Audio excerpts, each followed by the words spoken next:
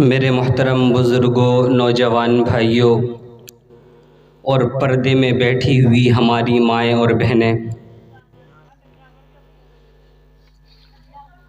اللہ رب العزتی والجلال کا ہمارے اوپر بے انتہا کرم ہے، احسان ہے کہ اللہ نے ہم سب کو ایک بہت ہی مبارک موقع عنایت فرمایا ہے دین کی باتیں کہنے کا اور سننے کا۔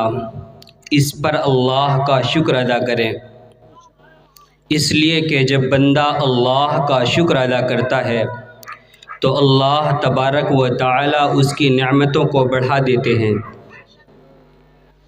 اسی لیے ہمارے اور آپ کے اوپر ضروری ہے کہ ہم اللہ کی دی ہوئی ایک ایک نعمت کا شکریہ ادا کریں۔ اللہ کی دی ہوئی نعمت کوئی ایک دو نہیں ہے، 1000 یا 2000 نہیں ہے، بلکہ اللہ کی دی ہوئی نعمت ان گنت ہے جس کو ہم شمار نہیں کر سکتے۔ قرآن نے بیان کیا ہے وَإِن تَعُدُّوا نِعْمَةَ اللَّهِ لَا تُحْصُوهَا، میرے بندو اگر تم میری نعمتوں کو شمار کرنا چاہو، گننا چاہو تو تم گن نہیں سکتے۔ اللہ نے بہت قیمتی نعمتیں ہمیں عطا کی ہے۔ آنکھوں کی نعمت، پیر اور ہاتھ کی نعمت عظیم نعمت ہے۔ ان تمام نعمت کے ملنے پر ہم اللہ کا شکر ادا کریں اور ہم اس کے ذریعے سے یہ جاننے کی کوشش کریں کہ اللہ نے ہمیں جو اس دنیا میں مختصر زندگی دے کر بھیجا ہے اس کا مقصد کیا ہے۔ کیا ہم نے کبھی اس مقصد کی طرف غور کیا، سوچا؟ اگر ہم اس کو نہیں سوچ رہے ہیں تو پھر ہم عقل مند نہیں ہیں۔ قرآن میں اللہ نے بیان کیا ہے وَمَا خَلَقْتُ الْجِنَّ وَالْإِنسَ إِلَّا لِيَعْبُدُونَ، کہ ہم نے انسان اور جنات کو محض اپنی عبادت کے لیے پیدا کیا ہے، تاکہ انسان اس دنیا میں رہ کر میرے حکموں کو پورا کرتا رہے اور میری دی ہوئی نعمت سے سرفراز ہوتی رہے۔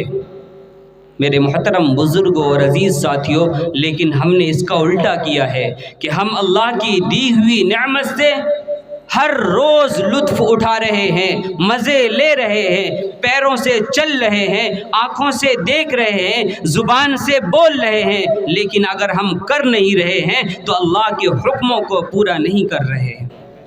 یہ کیسی عداوت ہے، کیسی دشمنی ہے۔ محبت کی علامت تو یہ تھی کہ ایک ایک حکموں پر چلنے کی ہم کوشش کرتے، ہم اللہ پاک سے محبت کرنے والے ہوتے۔ اگر ہم یہ چاہتے ہیں کہ ہم سے بھی اللہ پاک محبت کرے تو اس کے لیے ضروری ہے کہ ہم اللہ کے ایک ایک حکموں کو پورا کرنے والے بن جائیں، نبی پاک علیہ السلام کے بتلائے ہوئے طریقے کو اپنی زندگی میں بسانے والے بن جائیں، تاکہ ہماری زندگی دنیا کے اعتبار سے بھی سنور سکے، آخرت کے اعتبار سے بھی سنور سکے۔ اس لیے کہ دنیا کی زندگی مختصر ہے اور یہاں کی زندگی ختم ہونے والی ہے، فانی ہے۔ اصل زندگی آخرت کی ہے، جہاں ہمیں اور آپ کو ہمیشہ رہنا ہے۔ لیکن آج ہم میں سے اکثر لوگوں کا حال یہ ہے کہ ہم ہر دن اللہ کے حکموں کو توڑ رہے ہیں، نبی پاک علیہ السلام کی پاکیزہ سنتوں کو چھوڑ رہے ہیں۔ میرے محترم بزرگوں اور عزیز ساتھیوں، ضرورت اس بات کی ہے کہ ہم اپنے آپ کو دین کو سیکھنے کی بھی پابند بنائیں اور اپنی نسلوں کو بھی دین کے سکھانے پر لگائیں، تاکہ وہ دین کو سیکھ کر دین پر عمل کر سکے۔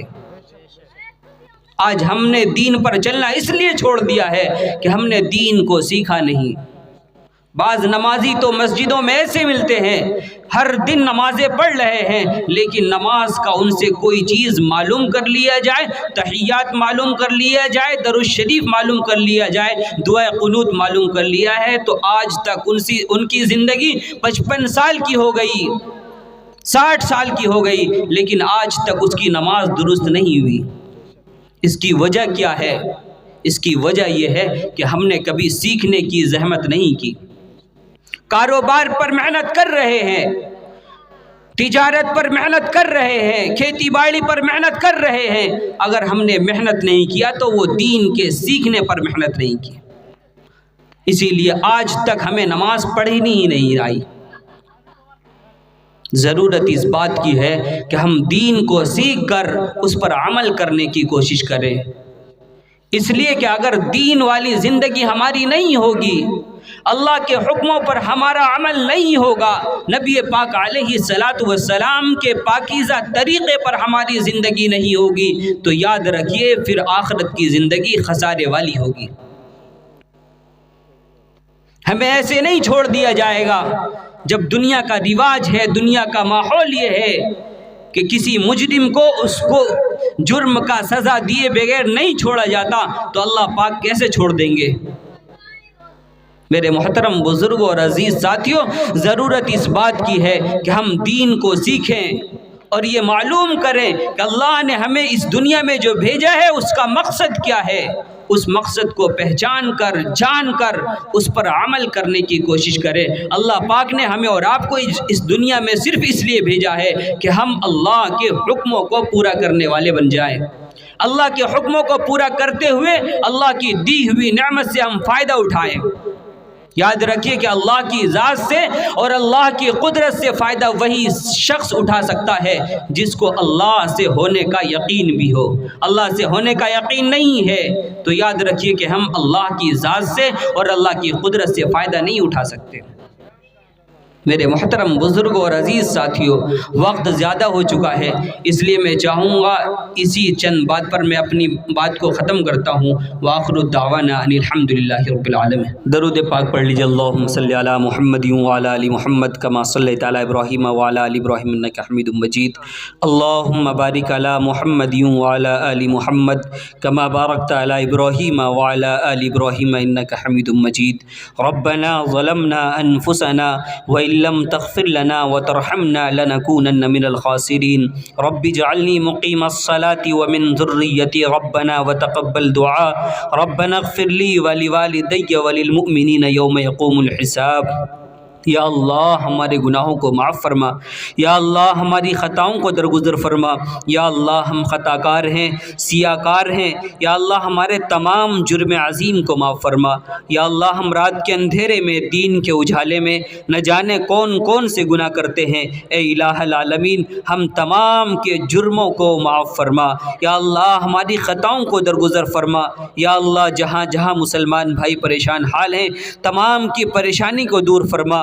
یا اللہ اس محفل کو جو سجایا گیا ہے ایک شادی کی نسبت سے سجائی گئی ہے، یا اللہ اس شادی کو خیر و برکت کا ذریعہ بنا، یا اللہ اس شادی کو ہدایت کا ذریعہ بنا، یا اللہ اس شادی کو سنت کے طریقے پر کرنے کی توفیق نصیب فرما۔ یا اللہ تمام طرح کی خرافات سے، رسومات سے ہم سب کی حفاظت فرما۔ یا اللہ یہاں جتنے لوگ ہاتھ پھیلائے ہوئے ہیں، یا اللہ تمام کے ہاتھ پھیلانے کو قبول فرما۔ یا اللہ جو باتیں یہاں پر کہی گئی ہیں، سنی گئی ہیں، یا اللہ ان تمام باتوں پر عمل کرنے کی ہم سب کو توفیق نصیب فرما۔ یا اللہ تمام بیماروں کو شفا عطا فرما، یا اللہ تمام بیماروں کو شفا عطا فرما۔ یا اللہ جو قرض دار ہیں قرض کی ادائیگی کی شکل صورت پیدا فرما۔ یا اللہ خاص طور سے یہاں کی تمام مسجدوں کو آباد فرما۔ یا اللہ جو مسجد کو آباد کرنے کی فکر کر رہے ہیں، یا اللہ ان کو بھی آباد فرما۔ یا اللہ تمام بیماروں کو شفا عطا فرما۔ یا اللہ خاص طور سے اس بستی پر اپنی خاص نظر رحمت عطا فرما۔ یا اللہ اس شادی کو ہر شر سے حفاظت فرما۔ یا اللہ شیطان کی شر سے حفاظت فرما۔ یا اللہ خبیث کی خباثت سے حفاظت فرما۔ یا اللہ دشمنوں کی دشمنی سے حفاظت فرما، ہر جانب سے حفاظت فرما۔ یا اللہ ان کے خاندان والوں کے اندر، یا اللہ ان دونوں رشتوں کے اندر مضبوطی پیدا فرما۔ یا اللہ رشتے کو تا عمر قائم فرما۔ یا اللہ اس شادی کو ہدایت کا ذریعہ بنا۔ یا اللہ جو مانگا اسے بھی عطا فرما، جو مانگنے سے رہ گیا ہے اسے بھی عطا فرما۔ ہماری اس مختصر سی دعاؤں کو حضور اکرم صلی اللہ علیہ وسلم کے صدقے طفیل میں قبول فرما۔ صلی اللہ تعالی علی خیر خلقہ محمد وآلہ وصحبہ اجمعین برحمتک یا ارحم الراحمین۔